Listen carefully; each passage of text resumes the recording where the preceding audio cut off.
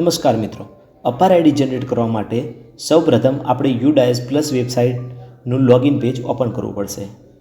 ત્યારબાદ તેની અંદર આપણું સ્ટેટ સિલેક્ટ કરવાનું છે। આપણું સ્ટેટ ગુજરાત છે, ગુજરાત સિલેક્ટ કરીએ છીએ। ત્યારબાદ ગો ઉપર ક્લિક કરી આપણી આઈડી, પાસવર્ડ અને આપેલો કેપ્ચા કોડ નાખી આપણે લોગિન કરવાનું છે। લોગિન ઉપર ક્લિક કર્યા બાદ આપણે UDIS પ્લસ વેબસાઇટની અંદર એન્ટર થઈ જઈશું। ત્યારબાદ કરંટ 2024-25 વર્ષને સિલેક્ટ કરીશું। ત્યારબાદ અપાર મોડ્યુલ ઉપર ક્લિક કરી આપણે જે તે ક્લાસ અને ગ્રેડ સિલેક્ટ કરી અને ગો ઉપર ક્લિક કરીશું। આપણે જે ધોરણ સિલેક્ટ કરેલું હશે તે ધોરણના વિદ્યાર્થીઓના નામ, અપાર આઈડીનું સ્ટેટસ દરેક વિગત આપણને અહીં જોવા મળી જશે। આપણે અહીંયા જનરેટ ઉપર ક્લિક કરવાનું રહેશે।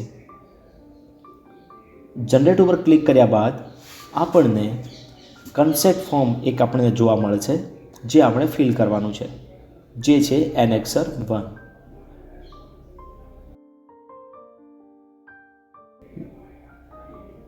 અહીંયા આપણે જે તે વિદ્યાર્થીના વાલીનું પૂરું નામ લખીશું।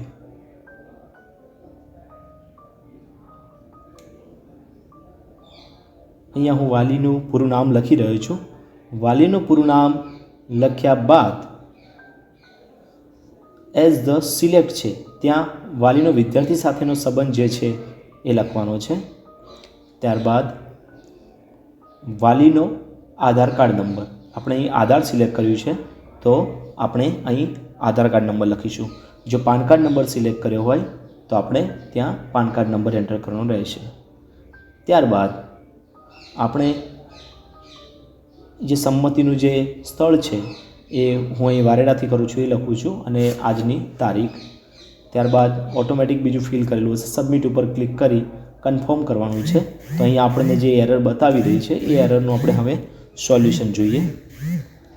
તો આપણને અહીં PEN નંબર બતાવે છે એ કોપી કરી લેવાનો રહેશે। ત્યારબાદ સ્ટુડન્ટ નેમ અપડેટની જે ન્યૂ કોલમ છે તેના ઉપર ક્લિક કરવાનું છે।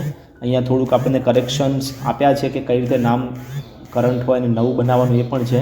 અહીંયા આપણે કોપી કરેલો જે PEN નંબર છે એ એન્ટર કરી અને ગો ઉપર ક્લિક કરવાનું છે। ત્યારબાદ વિદ્યાર્થીની બધી ડિટેલ બતાવશે। અહીંયા આપણને આધાર કાર્ડના નામ મુજબ પણ બતાવે છે અને સ્કૂલના અંદર નામ પ્રમાણે પણ બતાવે છે। અહીં હવે આપણે આધાર કાર્ડની અંદર જેવી રીતે નામ છે તેવી રીતે જ આપણે સ્ટુડન્ટનું નામ અહીંયા ફર્સ્ટ, મિડલ, લાસ્ટ નેમ અંદર એન્ટર કરવાનું છે। હું અહીં આધાર કાર્ડના નામ પ્રમાણે જ એન્ટર કરું છું। બધા જ અક્ષર ઓટોમેટિક જ કેપિટલ છે, માટે કોઈ સ્પેસ ના રહે એનું ધ્યાન રાખવાનું છે। આધાર કાર્ડમાં જે પ્રમાણે નામ લખ્યું છે એ પ્રમાણે જ આપણે અહીંયા નામને એન્ટર કરીશું।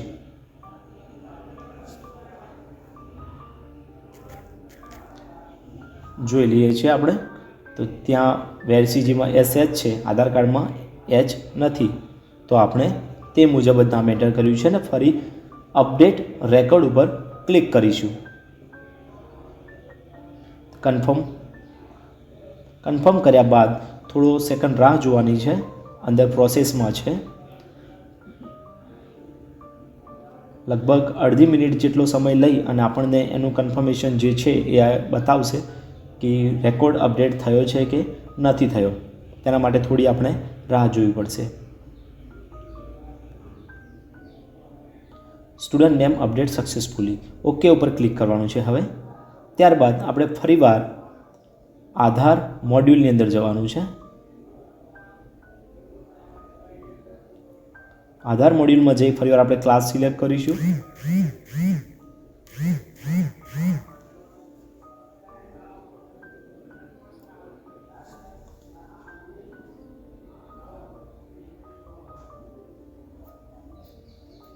ક્લાસ સિલેક્ટ કર્યા બાદ આપણે સેક્શન સિલેક્ટ કરવાનું છે। જો અમુક ટાઈમ તમને આવી પ્રોબ્લેમ આવી શકે છે કે ક્લાસ સિલેક્ટ ના થાય તો થોડી વાર રાહ જોવાની, નેટનો ઇસ્યુ હોઈ શકે છે। બાદમાં ઓલ ઉપર કરીને ગો ક્લિક કરવાની છે। હવે જે વિદ્યાર્થીનું આપણે કરેક્શન કર્યું છે તે વિદ્યાર્થીના નામની સામે આપણે જનરેટ બટન હશે તેના ઉપર ક્લિક કરવાનું છે। આપણને બધી જ ઇન્ફોર્મેશન બતાવશે, વિદ્યાર્થીનું અપાર આઈડી જનરેટ થયું છે કે નથી થયું એનું સ્ટેટસ પણ એની અંદર આપણને જોવા મળશે।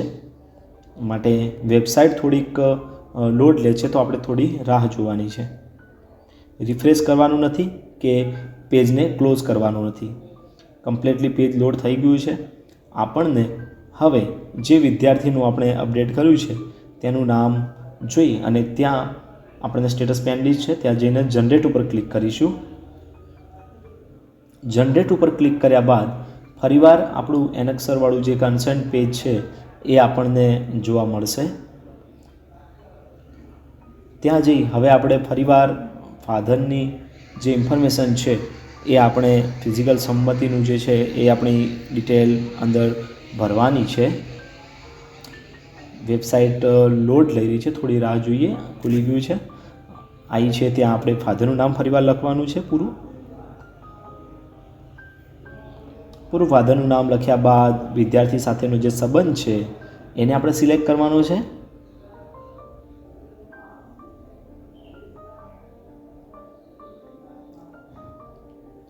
અહીંયા જે પ્રમાણે આધાર કાર્ડમાં નામ છે આપણે એ પ્રમાણે નામ એન્ટર કર્યું છે.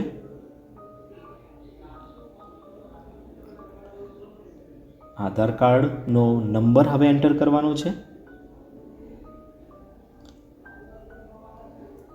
કમ્પ્લીટલી આધાર કાર્ડનો નંબર આપણે એકવાર એન્ટર કર્યા બાદ આપણે વેરીફાઈ કરી લેવાનો છે.